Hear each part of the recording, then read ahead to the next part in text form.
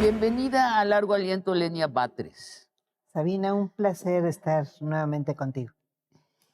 Lenia, está por suceder un evento histórico. El Poder Judicial va a ser vaciado de la mitad de sus personas juzgadoras y serán votadas esa mitad por los ciudadanos. Y por eso te he invitado a que nos hagas un recuento personal, íntimo, de esa revolución al centro del Poder Judicial. Empiezo por preguntarte sobre tu ingreso a la Suprema Corte. El presidente López Obrador te elige para ser la nueva ministra suprema. Todo el mundo se sorprende mucho porque no eres un perfil conciliador, eres claramente de izquierda. ¿Cómo te reciben los otros ministros supremos? ¿Amigablemente, con recelo, con indiferencia? ¿Cómo? No, yo en realidad creo que malos tratos propiamente no llegué a recibir, no he llegado a recibir.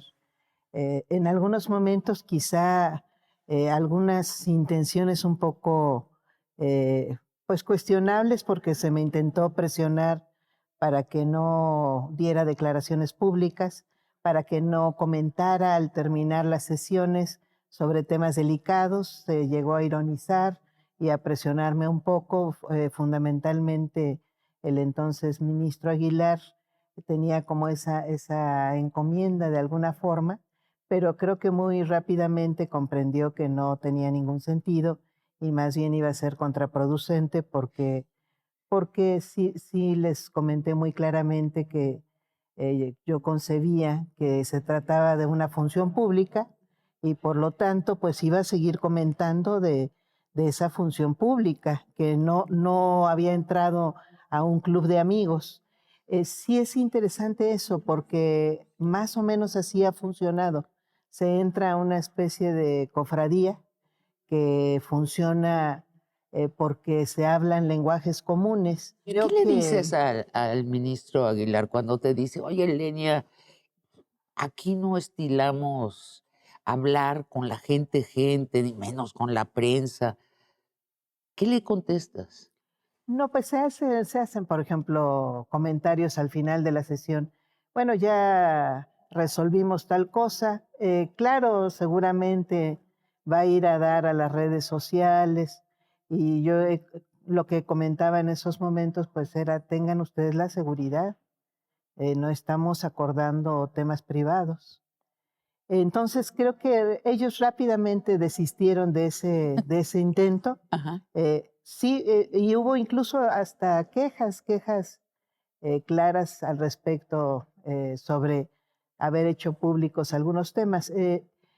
Hay una forma que se habla, que se utiliza mucho en los ambientes muy elitistas, que es eh, pegar por afuera, ¿no? O por atrás. Se usa mucho la filtración, el, el que algún columnista mencione algún dato, se sabe que vino de algún ministro, así, esa era la comunicación que Claro, tenían. claro. Y te pegan muy realmente en la prensa de la Bueno, derecha. yo hice también, bueno, y en realidad el maltrato, si se puede decir que recibí alguno cuando ingresé a la corte, pues fue más bien toda una campaña, una intentona, pues yo creo que muy limitada, pero al mismo tiempo muy enconada. Es muy interesante lo que la prensa hace contigo. Y creo que delata a esa prensa de derecha, tanto como los que instrumentaron esa campaña. Sacan un video de ti en una vecindad cargando una cubeta y estás yendo a cargar el agua y tienes ahí un dimes y diretes con un vecino y estás en shorts. Y entonces el comentario de la prensa es, pero ¿cómo va a ser una ministra de la Suprema Corte de Justicia? Y yo me pregunto, ¿cómo? ¿Cuál es el pecado? ¿Que use shorts o es que no pertenece a una clase social? Esa es la queja, en realidad. Y la crítica era esa, y los primeros adjetivos que se me llegaron a poner junto con ese video era chimoltrufia o cosas parecidas que son esos apodos absolutamente clasistas, muy Totalmente, clasistas. totalmente. Entonces era una queja de no perteneces aquí. Ahora, los jueces Y en supremos, realidad esa fue la primera sorpresa, sí, yo creo que sí. para ti. No, para quien finalmente me estaba rechazando. A ver, pero los jueces supremos sí son señores, sobre todo señores y señoras pudientes económicamente, pero según yo, porque llegaron a la Suprema Corte de Justicia, no lo eran Ese antes. es un tema bien interesante, ¿eh? No, hay algunos que sí lo eran. Sí que sí tienen apellido y vienen ya de alguna carrera, incluso de varias generaciones que fueron parte del Poder Judicial o que fueron parte de la élite política mexicana. Sin embargo, varios de ellos no. Y eso es interesante porque Claro. también incluso tienen orígenes populares. Y adquieren identidad de clase al Por supuesto, enriquecerse en la corte. pero se vuelven muy agresivos, justamente se vuelven más clasistas. Sí, Claro, hay varios claro. y Los conversos siempre son sí, más radicales que los genuinos, ¿no? y es cierto, en realidad, gracias a los salarios tan grandes que ha habido en la corte, llegan a cambiar de clase social, por supuesto. Gracias a eso, más la corrupción. Además, sí, seguramente. No te consta. Pues me constan algunos usos. Es que es bien curioso, ¿no? Yo no he visto a nadie pedirle dinero a nadie, por supuesto, pero sí he visto muchos intercambios de favores o muchas votaciones inexplicables. Ajá, ajá. Y yo supongo que tienen que ver con compromisos. Eso es lo que he Como visto. cual, danos una, aparte de la ya paradigmática del ministro, y se me va a ir el nombre, tú ahorita me lo dices, que encajonó una demanda contra Salinas Pliego de que ya pague sus 66,000 millones que le debe al fisco, lo encajonó en su escritorio. Digo, eso no es gratis, no se le perdió, digamos, el documento. Sí, y así como ese tipo de conductas, entre comillas, inexplicables, llegan a concederse, por ejemplo, condonaciones, o no condonaciones porque están prohibidas, ya no podemos denominarlas así, pero sí algún tipo de deducción de impuestos, por ejemplo, deducciones de millones de pesos que también resultan inexplicables o que se amparan o se justifican muy débilmente. Entonces, ese tipo de resoluciones pues siempre deja un sabor, las resoluciones inexplicables, un sabor de compromisos pues indebidos o por lo menos no transparentes y muchas veces forzados, jurídicamente forzados. Lenia, y te llaman la infiltrada de la 4T, que supuestamente es neutral políticamente. Dos preguntas. ¿Tú eres militante de Morena? No, bueno, ya hace mucho que yo no soy militante de ningún partido. Y la otra pregunta es, Ajá. ¿la Suprema Corte era imparcial políticamente?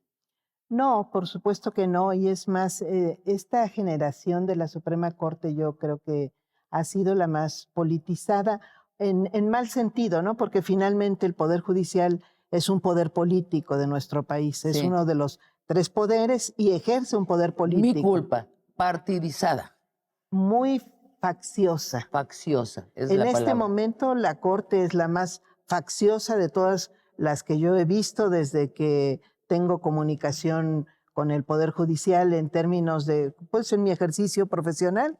Sí, sí es, creo que inédita, o sea, ver discursos absolutamente sesgados, trasladados en contra de personajes determinados del poder, de una opinión Del presidente o López Obrador. en su momento. Sí, sí. Y ahora en contra de la reforma, con un encono como si el Poder Legislativo no tuviera derecho de tomar sus decisiones y como si nosotros no fuéramos pues lo que en teoría deberíamos ser, guardianes de la Constitución una vez que nosotros no formamos parte de la resolución o de la reforma de una constitución, de nuestra constitución. Entonces nos toca observar la constitución. Una vez que se reforma, lo que debemos es garantizar que se cumpla y nos convertimos, bueno, o se convirtió una parte del Poder Judicial en militantes contra esa reforma. Es que es insólito eso. Aún antes, las acciones de la Suprema Corte de Justicia durante el primer gobierno de izquierda, López Obrador, a mí no me parece haber sido imparcial. ¿Cuántas mociones del presidente López Obrador son echadas abajo? ¿Y cómo se compara con las mociones que les echaron abajo a otros presidentes? Pues parte de lo que platicamos justamente en las primeras sesiones cuando ingresé a la Corte, yo les decía que me parecía que había un sesgo muy fuerte en las resoluciones de inconstitucionalidad de leyes, de nuevas leyes, que no se tenía esa animosidad tan fuerte en contra de lo que resolviera fundamentalmente el Poder Legislativo. Pensemos que muchas de las propias reformas en realidad pues fueron promovidas tanto por el Poder Ejecutivo como por el Poder Legislativo, no distingo ahí, pero sí tiene que ver con nuevas mayorías, con inclinaciones políticas distintas. Entonces que me parecía que no había una neutralidad o una imparcialidad. Pensemos que la neutralidad es muy cuestionable, pero imparcialidad, que no estábamos resolviendo imparcialmente y que más bien había un sesgo, creía yo, que político. Más adelante, cuando empecé a notar justamente ya en la práctica esta frecuencia de declaración de inconstitucionalidad de leyes, lo que hice fue hacer un conteo histórico y el resultado es extraordinario. ¿Cuál es? ¿Lo recuerdas? Sí, tenemos nada más, hay diferentes motivos por los cuales se puede declarar inconstitucional una ley, pero nada más por supuestos vicios al proceso legislativo, pasamos de 30 leyes que se habían invalidado en la historia de la acción de inconstitucionalidad, Ajá. de 1995 a 2018, Ajá. 30 leyes. Pasamos a 78. En un solo sexenio. En 2019 a 2024, en un sexenio. Entonces, incrementamos nada más por ese motivo 600% más la declaración de inconstitucionalidad. Y me decían, es que ya no atienden las reglas de los congresos, es que no están cumpliendo con su ley orgánica. Y entonces hice el análisis y lo hice puntualmente sobre los motivos. No, eran 4 leyes por no cumplir un reglamento o una ley orgánica, eran 4 leyes declaradas inconstitucionales. El resto era por otros supuestos vicios, entre ellos algunos inventos de la Corte, como la democracia deliberativa, que inventó la Corte, que deberían cumplir los congresos de los estados y el Congreso de la Unión, y le puso reglas. Y resulta que cuando no las cumplen los congresos, declaramos inconstitucional una ley. Nuevas reglas. Sí, no, bueno, ¿Y lo dijiste nosotros en el pleno? no tenemos derecho a legislar y legislamos por esa vía. ¿Y tú lo expresaste en el pleno de la Suprema Corte, tu queja? No, lo comenté puntualmente, incluso les di los datos, se los di por escrito y fue parte de una discusión de las primeras acciones de inconstitucionalidad. Pues te debían alucinar, ¿no? Por ahí de febrero y luego las repetí en marzo porque hubo un momento en el que se quería declarar inconstitucional una ley de participación ciudadana de Michoacán que iba a dejar a las comunidades indígenas sin el derecho a recibir recursos de los municipios. Y bueno, las comunidades indígenas ni siquiera se les había querido dar audiencia para escucharlas. Entonces, en esos días yo les hice ese análisis y lo primero que me dijo uno de los ministros es, no es cierto. Y otro de los ministros me dijo, pero ¿por qué haces el conteo por sexenio? Les dije, bueno, porque mi presunción pues es que hay un sesgo político, que no es un sesgo jurídico. ¿Y estaban sorprendidos? Pues primero sí, después no lo negaron. O Claro. sea, les dije, porque me decía Alberto Pérez Dayán, eso no es verdad, ¿cómo va a ser posible?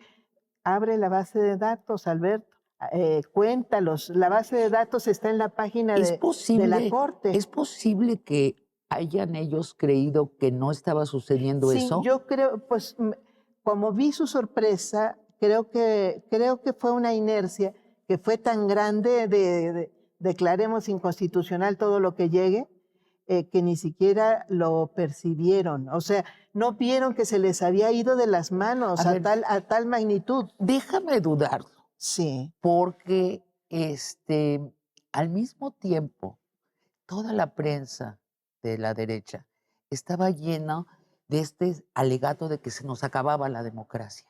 ajá, Y se decía expresamente, el Poder Judicial es el último bastión de la democracia.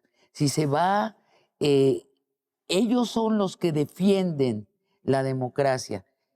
Traducción es, ellos defienden el régimen neoliberal que se forjó del 2000 al 2018. Eh, Estaba todo el tiempo este alegato en todas las mesas de análisis de la derecha. El Poder Judicial nos defiende contra la izquierda, pues, ajá. en nuestra traducción. Sí, Entonces, ellos deberían estar escuchando todo esto que estaba en la discusión pública, que ellos defendían, eran la defensa, el dique ajá, contra López Obrador. ajá. Sí, yo creo que asumieron eso. Lo asumieron. Asumieron que había una especie de barbarie a la que había que combatir. Esa es mi impresión. No asumieron que había un derecho del pueblo mexicano a cambiar una inclinación política finalmente y que resolviera lo que resolviera el Congreso de la Unión, Claro. había que respetarlo. No lo asumieron eso, sino que asumieron un prejuicio y lo asumieron además dándole consigna a los jueces. Y por eso es que llegó a tal magnitud la cantidad de juicios de amparo, primero presentados y segundo admitidos, y luego concedidas suspensiones contra el Tren Maya, contra los libros de texto gratuito, contra el tren Transísmico. transísmico, bueno, prácticamente contra cada uno de los grandes proyectos de esta administración. Entonces, no solamente se presentaron demandas, sino que además, y a mí me parece que esto es bastante grave, se emitieron criterios para admitirlas. Por ejemplo, nosotros tenemos en cualquier materia que acreditar el interés jurídico de quien presenta una demanda. Esa persona tiene que acreditar que le está afectando, que afecta su esfera jurídica de derechos o de obligaciones. Entonces, tenemos, por ejemplo, que en ninguna materia se admite en este momento demandas de asociaciones civiles que no comprueban que tengan relación con cualquier tipo de hecho que estén demandando, ¿no? Sobre todo en este tipo de litigio que le llaman ahora estratégico. Bueno, no se admiten. Si presenta, por ejemplo, una asociación civil dedicada al derecho a la ciudad, una demanda contra una inmobiliaria por una afectación urbana en una zona determinada, si no acredita que le está afectando esa queja, ese problema inmobiliario que está, del que se está quejando, se desechan. Y se desechan muy rápidamente, pero se le creó un criterio a las asociaciones civiles ambientalistas para que estuvieran donde estuvieran, tuvieran su residencia donde la tuvieran, no tenían que acreditar una afectación personal, sino que era suficiente para que se admitiera la demanda contra una afectación, por ejemplo, porque además tuvimos esos casos, una demanda en de una asociación civil de Baja California quejándose contra el Tren Maya por afectaciones ambientales allá.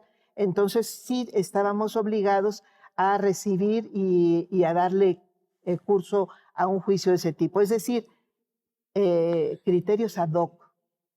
Vamos a un corte y regresamos. Jesús Lemos, él habla de que también el narco ha tenido sus jueces. Es muy extraño que un juez resuelva sábado en la noche, por supuesto que sí. que dé 2 o 3 horas para realizar una liberación. O sea, deciden y 3 horas después Emiten sentencias el reo está fuera. a las que les dan 3 horas de cumplimiento. Tienes 3 horas para cumplimentar Y los esta orden de sábados, liberación. Sábado en la noche, a eso le llamó el presidente, el los entonces sabadazos. presidente, los famosos sabadazos.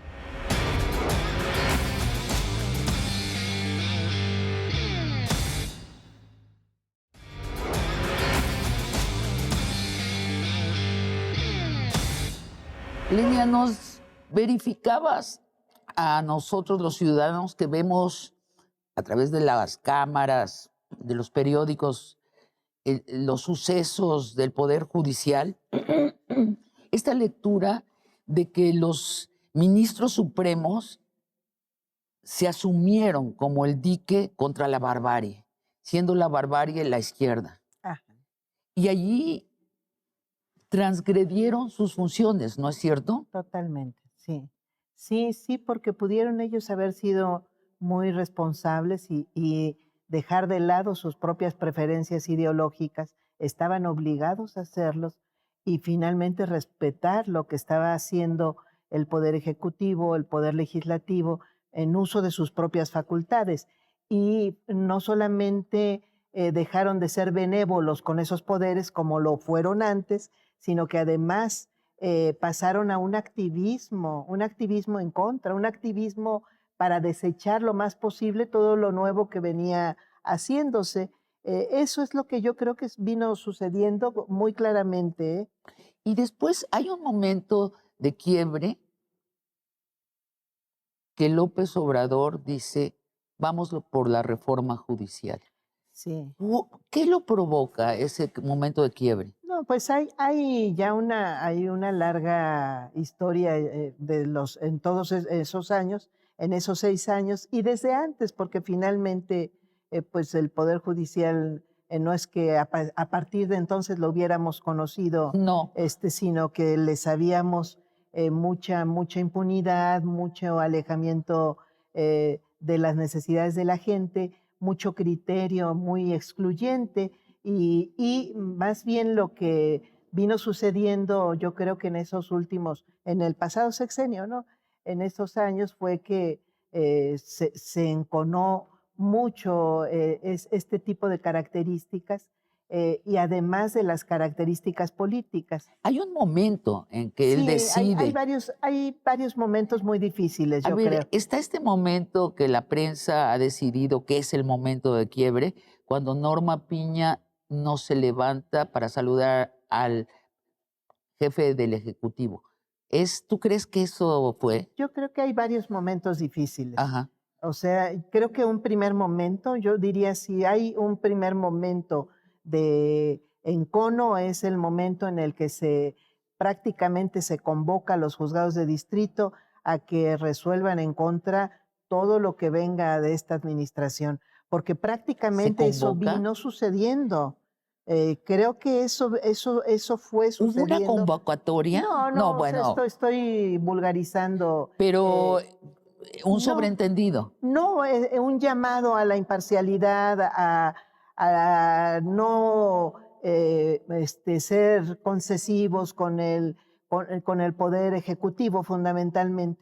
Un llamado, por ejemplo, a cumplir, que eso nunca lo hizo el Poder Judicial, a cumplir el rol de contrapeso que se requiere hoy. Lo dijeron. Claro, eso nunca se hizo. Ese tipo de convocatoria, vamos a cumplir la función de contrapeso de garantes de la democracia. Bueno, ahí hay un rompimiento, incluso no solamente ideológico, sino hay un llamado a alterar finalmente lo que nuestra Constitución llama equilibrio de poderes, porque le está llamando a los jueces a cumplir una misión, la misión de ser los revisores que no tenía el Poder Judicial. No somos los revisores, somos de otro poder. Lo que hacemos somos los revisores permanentes de los actos frente a la Constitución, no de un poder específico. No venimos a ser el contrapeso per se, lo somos en realidad porque llegan a cometerse algunos actos pero lo somos en consecuencia, no lo somos por función, Sí, porque esa sea nuestra función el protagónica. Poder Judicial se asume como la derecha, o sea, hay que decirlo tan claramente, o como tú dices, el Ajá. dique contra la barbarie, siendo la barbarie la izquierda. A ver, el Poder Judicial, siempre hemos sabido que hay nepotismo y cuatismo. ¿Qué tanto nepotismo y cuatismo había? Pero, no sé si haya sido el poder más corrupto. ¿No? Yo creo que hubo un Estado mexicano con una estructura sumamente corrompida, muy corrupta. Hubo, no, porque finalmente el apoderamiento de recursos que se da también a través de los gobiernos de los estados y el gobierno federal es muy, muy fuerte. Las privatizaciones de recursos públicos a través de actos de corrupción, pues se han dado, yo creo que fundamentalmente en el poder ejecutivo. Sin embargo, ha habido mucha corrupción del poder legislativo que finalmente estuvo mucho tiempo cooptado. Bueno, recibía pagos indebidos para resolver en Bueno, función de acepto, uno. acepto tu El poder corrección. judicial tiene unas características distintas. ¿Cómo se le corrompió? ¿Cómo? Mira, yo digo que por una parte se le garantizan los salarios, llegaron a más de 600,000 pesos. Bajaron en realidad, bajaron en 2018, 2019, bajan, y ahorita están en 595,000. Más Pero prestaciones de toda índole. pero estos salarios, por ejemplo, yo digo que son una forma de corrupción, Pues sí. porque finalmente cuando se molestan los ministros, que ahí hay que tener esa referencia, porque tú hablas de los momentos de quiebre. Un momento de quiebre es cuando ven amenazados sus ingresos los ministros y ministras, porque finalmente hay una reiterada o un reiterado llamado a que se cumpla con el artículo 127, con el límite de la remuneración constitucional, que no puede ser mayor que la del presidente, y el Poder Judicial lo excede muchísimo. Y hay un llamado también, bueno, hay un intento del propio Poder Legislativo para acotar estos salarios de tanto de los organismos autónomos como del Poder Judicial, porque finalmente tanto el Poder Sí. Legislativo como el Ejecutivo adoptan Sí, finalmente ellos ya el dicen, límite. de ninguna manera nos Y el tocan los Poder salarios. Judicial declara que no lo va a hacer, se empieza a otorgar amparos a diestra y siniestra a jueces, magistrados y Se ministros para empieza a no pagarlo. otorgar Así, amparos, por así supuesto, hay mismo. montones de amparos para eso. Por cierto, que no tenemos una sola jurisprudencia que justifique al día de hoy que sigamos o que se sigan teniendo remuneraciones mayores a la que indica la Constitución. Nunca se dejó por escrito el criterio por el cual se están otorgando esta serie de suspensiones, sobre todo. Entonces tenemos casos como el de INEGI, que tiene 4 años con una misma suspensión, recibiendo remuneraciones mayores a las que dice la Constitución. Bueno, pero regreso, Sí. nepotismo y cuatismo. Entonces digo que hay formas institucionalizadas de corrupción Esa es y una, una ¿no? era esta, creo que era la más fuerte. A partir de esa concesión que se hace, entonces se comprometen, son acuerdos tácitos, ¿no? Se compromete de alguna forma la voluntad de los propios ministros. Digo que son acuerdos tácitos porque nosotros pedimos tales aumentos, tales remuneraciones, se aprueban, bueno, pues entonces se es benévolo con quien lo aprueba, ¿no? En el momento en que se ve amenazado este ingreso, entonces hay una actitud sumamente hostil en las resoluciones, Y luego no verbal, no de otro tipo. hay familias que están en todos los niveles Y del venimos Poder Judicial. arrastrando el tema de la corrupción estructural, pues finalmente se ha venido corrigiendo en el Poder Ejecutivo, en el Poder Legislativo. Siempre hay jaloneos porque finalmente hay personas humanas que creen que estos poderes son para abusar de ellos. Entonces, los jaloneos yo creo que no son importantes siempre y cuando gane el límite de este tipo de abusos. El problema es cuando el propio poder, como este Poder Judicial, se niega a dejar de abusar, uno, a bajarse las remuneraciones, dos, a corregir lo que vino creando en todos estos años, y lo que vino creando fue pues este poder cerrado en el que le permitió a los jueces y a los magistrados hacer las contrataciones directas de su personal. Entonces se pone el grito en el cielo con que se puso en riesgo, se está modificando o se acaba con la carrera judicial, cuando la carrera judicial pues fue un mecanismo que garantizaba todo un sistema de escalafonario, de ascensos, de solamente un grupo. ¿Cuál grupo? El que lograba ingresar o de las personas que lograban ingresar a la corte o al Poder Judicial.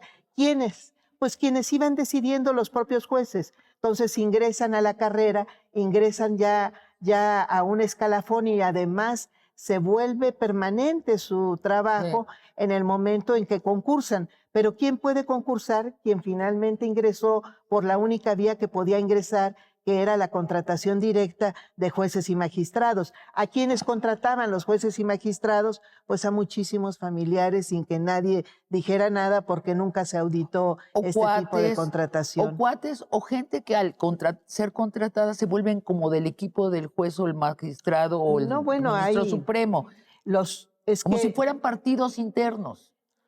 Incluso antes de 1995, la forma en la que se designaban jueces y magistrados era por medio del Pleno de la Corte. Entonces se distribuían por cuotas. Claramente, o sea, esto no es ninguna presunción, es conocidísimo. Cada ministro proponía, se distribuían cuántos les tocaba a cada quien designar y hacían las designaciones directas. A partir del 95 se crea el Consejo de la Judicatura Federal y se crea la supuesta carrera judicial. Y así se crean las redes de corrupción interna, es decir, tú vas con un ministro supremo y dices, yo en Jalisco voy a tener este problema, no te preocupes, ahí tengo mi juez.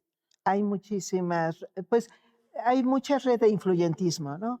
Sí, hay favores que se responden unos a otros y hay mucho influyentismo en ese sentido, de que se tienen muchos nexos con determinados jueces, se garantizan tenerlos en todo el país, en todas las materias, porque así se pueden a su vez hacer favores, hacer más favores que después van a ser retribuidos. Pues esa es la red que funciona fundamentalmente. Yo le agradezco mucho a Salinas Pliego porque ha sido una ventana sobre la alta corrupción de este país. Al seguirlo a él, la prensa de izquierda, nos hemos dado cuenta de cosas que no sabíamos. Por ejemplo, que él tiene un juez en Jalisco. O sea, entonces misteriosamente sus problemas de la Ciudad de México pasan a Jalisco, ¿no? Entonces, ¿qué tan común es esto de que haya jueces que se puede decir que están en la nómina secreta de un empresario? Bueno, pues hay mucho interés y mucho nexo, ¿no? Pues del poder económico con el poder judicial, por ¿Sí hay supuesto. mucho? Yo creo que sí. Digo, no me consta, no puedo hacer acusaciones concretas, pero veo, por ejemplo, muchos despachos que tienen las puertas muy abiertas, no se le concede no conseguimos finalmente que hubiera una audiencia para las comunidades indígenas que se quejaban de esa posible declaración de inconstitucionalidad de su ley de participación ciudadana, aún y cuando estuvieron paradas afuera de la corte durante días, y sin embargo vemos a los despachos permanentemente con las puertas abiertas. Son los únicos que no han tenido ningún problema para seguir ingresando y teniendo audiencias, tengan su tema inmediato o no lo tengan en la agenda de la propia corte. Eso es muy común. ¿Es muy común? Sí, Sí. Y me atrevo a decir que eso tiene una historia. Sí, por bueno, supuesto. y cuando vas con un despacho de abogados, te hablan abiertamente de eso. Que tienen esos nexos. Digo, usan un lenguaje, ya sabes, este lenguaje neutral. Bueno, conocemos a un juez, no, como conocemos al juez, la mitad de tus asuntos van a dar con ese juez y siempre rige a tu favor, ¿no? Decide a tu favor. Otra pregunta es, Jesús Lemus, ¿habrás leído su libro sobre el Poder Judicial? Él habla de que también el narco ha tenido sus jueces. Pues es muy probable, ¿no? Cuando vemos, de ahí sí tenemos claro antecedente con las denuncias que se estuvieron haciendo desde la conferencia matutina del expresidente López Obrador.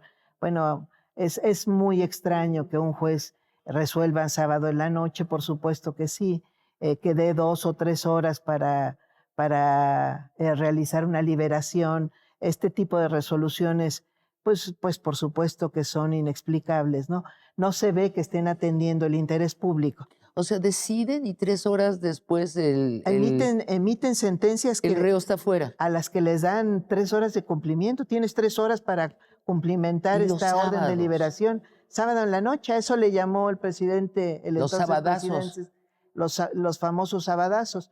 ¿Qué sucedía? Que los domingos pues trabaja menos gente en las fiscalías, pues era más difícil primero que fueran a revisar en sus bases de datos si había otra orden de aprehensión pendiente o los propios jueces penales que dieran cuenta de algo.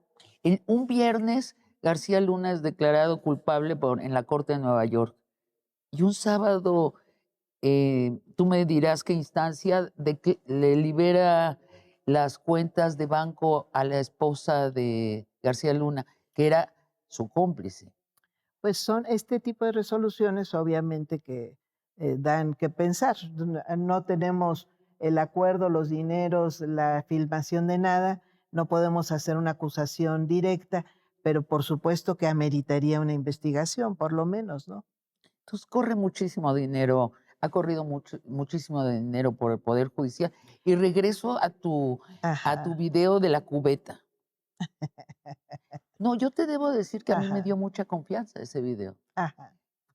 Posiblemente fue la primera vez en que me detuve a pensar quién eras tú y, y quién eran los jueces.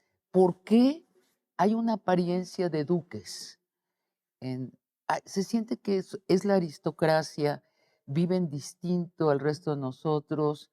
No solo son las prestaciones, sino es una manera y un secretismo aristocrático que yo nunca había entendido hasta que el video de la cubeta me puse a reflexionar. ¿Por qué este aire de aristocracia? Porque ha sido un poder cerrado, ¿cierto? Porque se entiende que necesita comunicarse con en determinados niveles, ¿no? Se dice. Por supuesto que tiene que ver con el pensar que solo tienen derecho a la justicia, pues las élites o a comunicarse con la corte. Entonces debemos estar a esa altura, porque eso es lo que creo yo que se transmite al querernos convertir en una especie de nobleza mexicana, revestida, con una cantidad de símbolos que creo que son absolutamente innecesarios, caros. ¿Cómo cuáles? Bueno, Bueno, entre otros no el quisiera lenguaje, yo ser bueno, pero el ofensiva. lenguaje, o sea, haber escuchado a un juez supremo hablaba algo que parecía español, Sí, pero que yo ni nadie entendía si no habías estudiado abogacía. bueno, parte de los signos de es este secretismo, justamente de no tenemos por qué hablar con los mortales. Nosotros hablamos nada más con quien tengamos que hablar. Y es entre la corte misma, pero también con esos clientes que ocupan espacios de audiencia muy naturalizada. A ellos más bien sorprende que no se le quiera dar la audiencia a tal o cual despacho, persona, pero, ¿por qué vas a pensar que se lo vas a dar a una comunidad indígena? O sea, para ellos eso es simplemente irrelevante, no es pensado. Entonces tiene que ver también con eso, con quienes tenemos que comunicarnos, incluso justamente más allá de nuestro propio origen. Hay que convertirnos en personas que podamos comunicar, seamos aceptables para la clase social a la que ahora servimos. Entiendo yo que hay una especie de lenguaje tácito de ese tipo, por eso es que es bien importante. Totalmente. Por eso la reforma, fíjate, la parte más bonita, que es la que les es más chocante, es justamente que nos convirtamos en servidores públicos, que dejemos de ser funcionarios de élite que servimos a unos, sino que nos convirtamos en servidores públicos, porque es un concepto totalmente distinto que al mismo tiempo abre nuestro acceso como personas. O sea, conceptualmente, más allá de los mecanismos mismos que se creen para hacerlo posible, conceptualmente nos convierte en personas accesibles.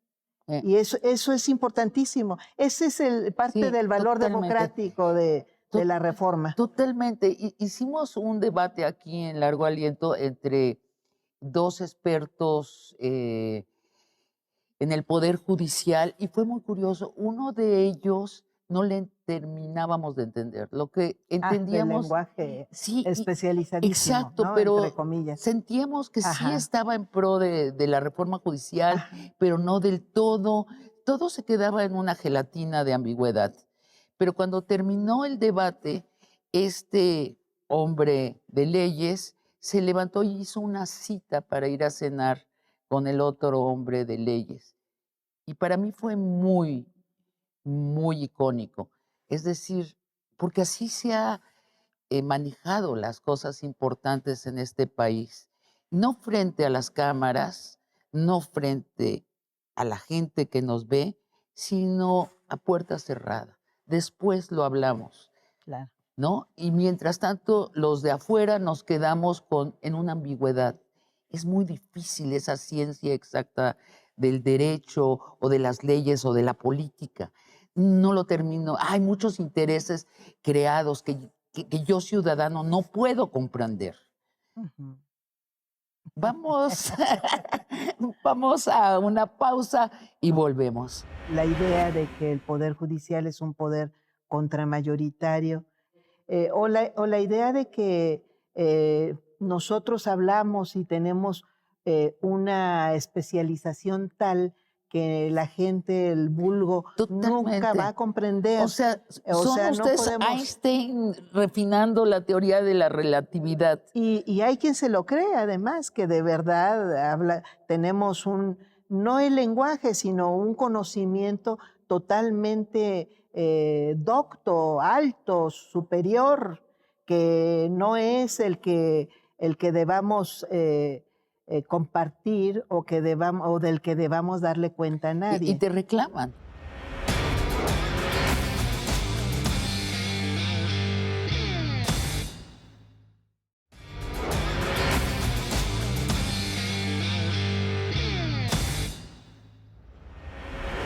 Bueno, y en todo esta aristocracia llena de secretos y códigos propios que no entienden los legos, llega Lenia Patres y dice, pues con la noticia que yo soy la ministra del pueblo y lo publica, tienes una columna en el periódico Universal que se llama así y tienes una cuenta de Twitter y empiezas a tuitear datos del Poder Judicial.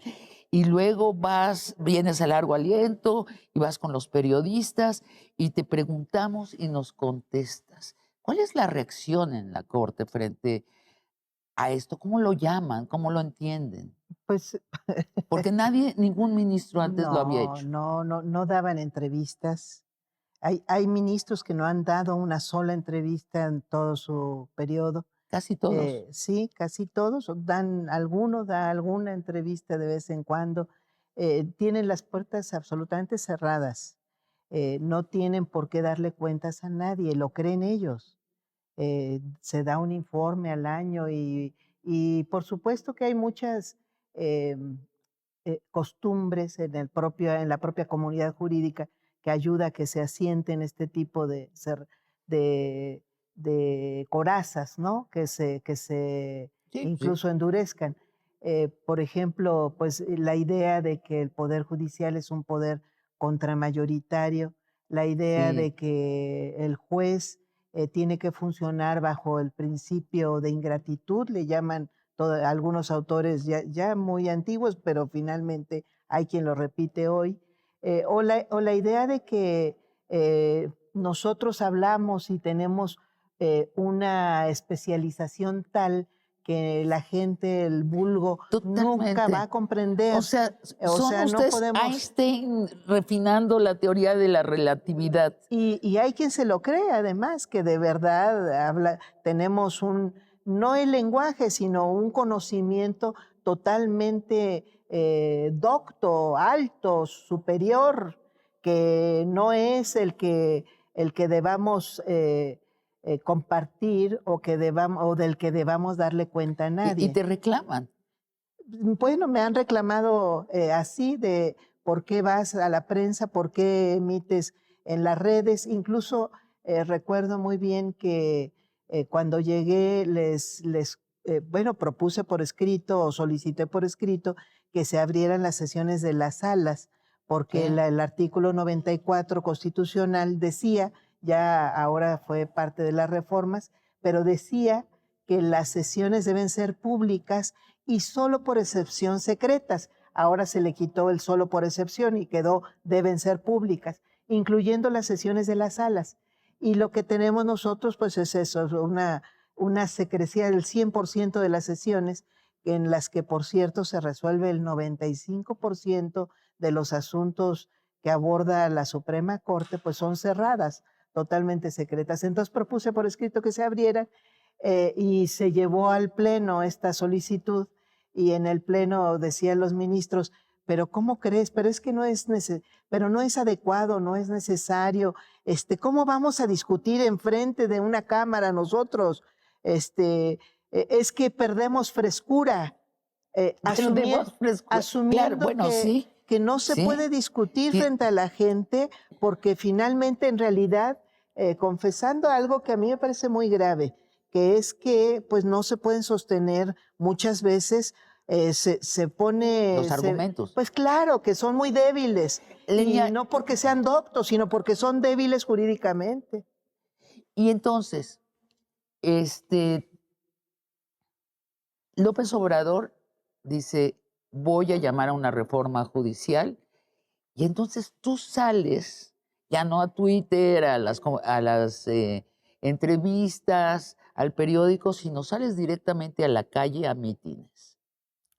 Bueno, yo llegué, por cierto, a la Suprema Corte comentando que creía que debía hacerse una reforma al Poder Judicial, que urgía una reforma.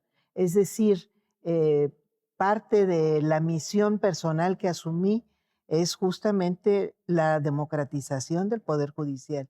Por eso cuando empieza el Poder Legislativo ya a discutir la iniciativa del presidente, yo asumo que debe saberse qué cosa es el Poder Judicial, el tamaño de las resoluciones, de su importancia.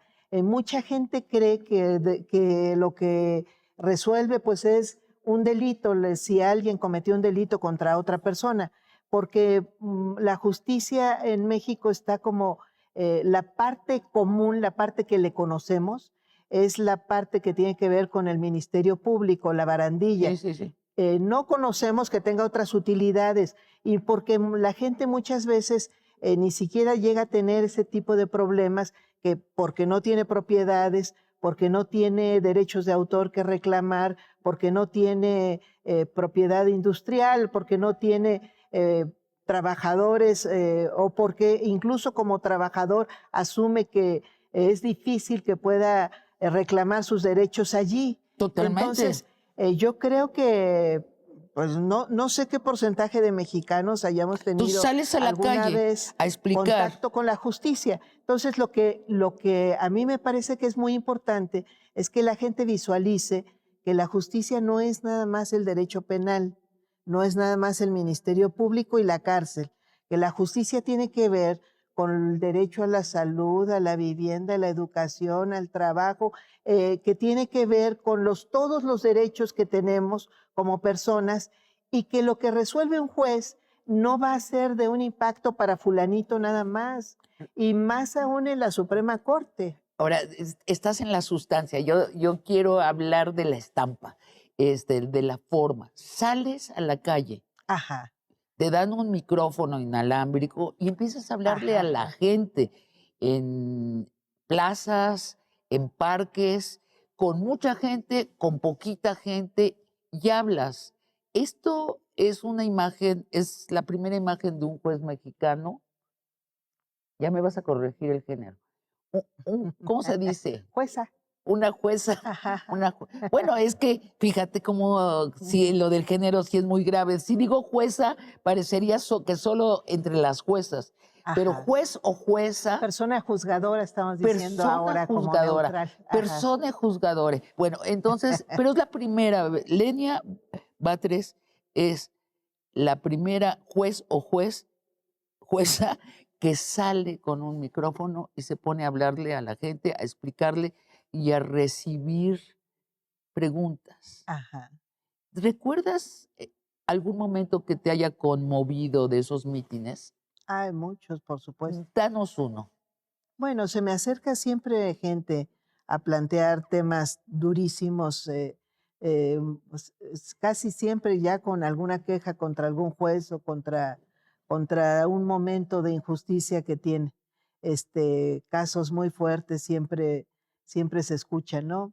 He oído varios casos de violación o de abusos que se me han planteado, incluso de gente con algún poder, como una legisladora, casos muy fuertes.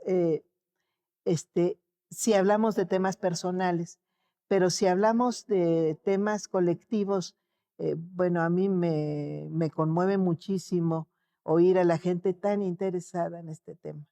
¿Verdad? Me conmueve impresionantemente. Hubo un meeting justamente, bueno, fue una asamblea a la que se me invitó en Yucatán, en el municipio de Motul, creo que se llama el municipio, y estaba con una comunidad rural, una comunidad pues, compuesta fundamentalmente de campesinos, ejidatarios, comuneros, y eran las 8 de la noche, estábamos en la plaza, hacía un calor tremendo, yo no dejaba de sudar, y la gente estaba escuchando muy atenta, se quedaron preguntando cerca de una hora cómo iba a ser esta reforma, cómo se iba a elegir, incluso si se iban a proponer, si iban a poder proponer recién salidos, como decía el presidente, de una carrera de derecho.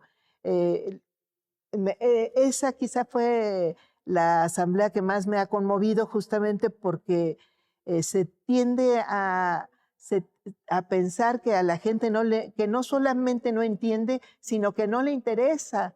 Más bien, Sí, creo claro. que el tema ha sido que la gente no tenía visualizada la importancia del Poder Judicial, de lo que podía resolver, De nuevo, detener o finalmente hacer avanzar. de nuevo el clasismo. De nuevo el Sí, clasismo. sí, muchísimo. ¿Sabes? Ledia, se nos acabó el tiempo de este programa, pero siendo que nos estás narrando un parteaguas de la historia del país, te pido que no te vayas, que sigamos conversando. Y amigos y amigas, los espero la próxima semana en la continuación de esta conversación de largo aliento.